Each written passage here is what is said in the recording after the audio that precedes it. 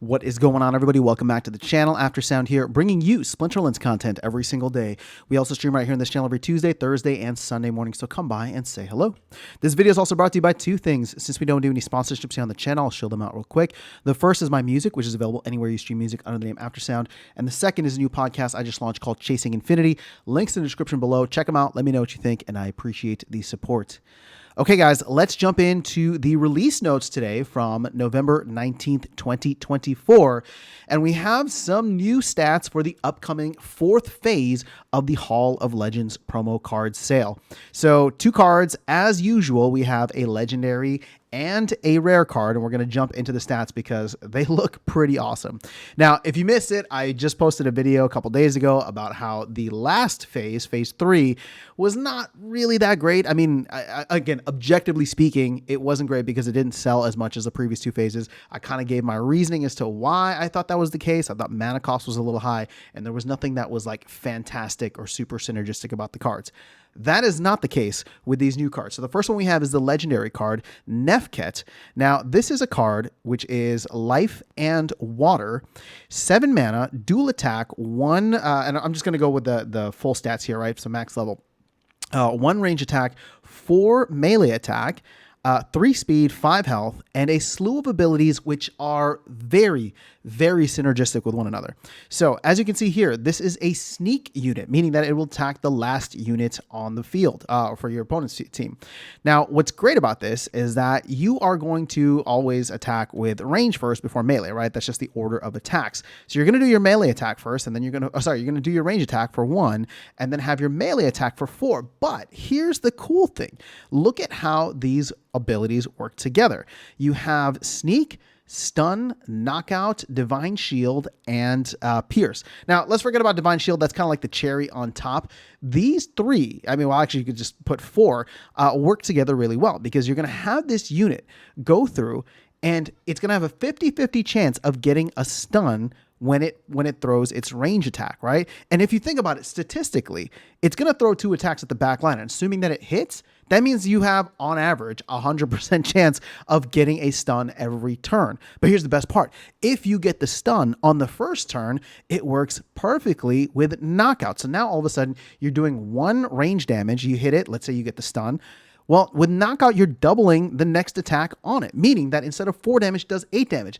And even better, you have pierce. So if there's any pesky armor on that unit, you work right through it. And let's be honest, your back tanks are usually, or I should say back cards, are not necessarily your strongest cards unless you have something there that's meant to be a back tank. Of course, there's some cards designed for that.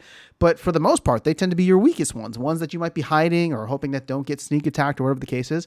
And if they're not, right, if they're not being protected, that is a huge liability against a card like this. You know, not to mention, even if it doesn't end up attacking the sneak, let's say it's a Lily Shield Paw kind of situation or a taunt type of situation. I mean, either way, this ends up being a phenomenal card, and at only 7 mana, I think this guy can do some serious damage, which I really like. So that is the legendary card, Nefket. Let's go over to the rare one now, which is even cooler because it comes with a new ability.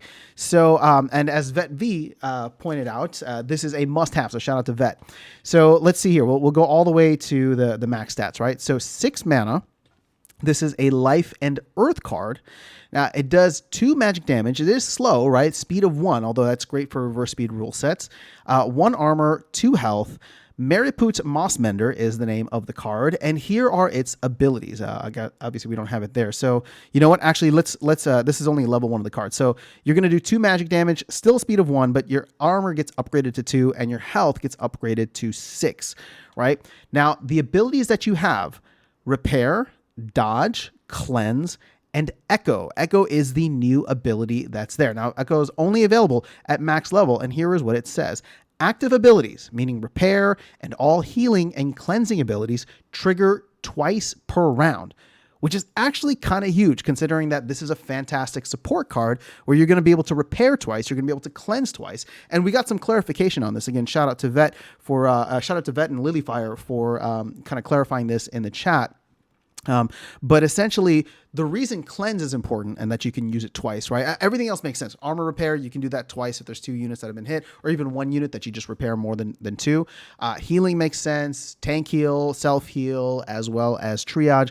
All that makes sense. The only one that I didn't understand at first was cleanse, right? Whether it's front cleanse or rear cleanse. And what they were saying is that with cryptic, right, and the expose ability specifically, that removes one of the abilities that you have, right? Usually force field or immunity or something. And cleanse actually brings those abilities back. Not all at once, right? Similar to how it does with other things, but it'll bring abilities back one at a time. So now you get a card like this where it's like, okay, if you have cleanse or multiple units with cleanse and abilities have been taken away, well, all of a sudden you can bring multiple of those abilities back, especially if you're going up against expose heavy units or summoners like cryptic. So this is an interesting card. Again, I think that they're both fantastic in their own way.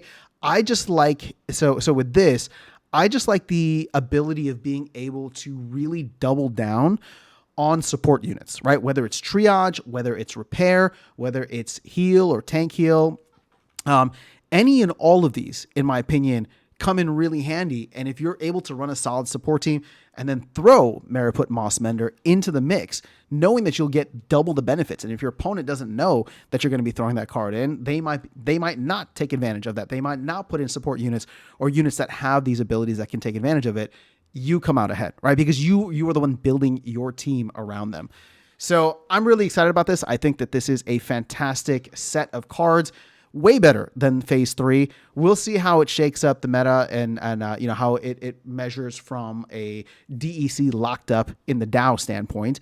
But I do believe that this is probably going to be significantly better. And going back to my criticism of the 3rd phase with super high mana, 7 mana, 6 mana, I mean, these are cards that you can use in almost any battle, and they will be valuable in a lot of battles rather than I think it was like 11 mana and then 7 mana for the last set of cards. So either way, I'm really excited for this. I think it's going to be awesome, and I'm very curious to hear those of you out there who are planning to get them, how you feel about them, or if you're not planning to get them, why you think that they will not be worth it. But that is all I have for you guys in this video. I'll catch you all in the next one and see you around the game. Take care.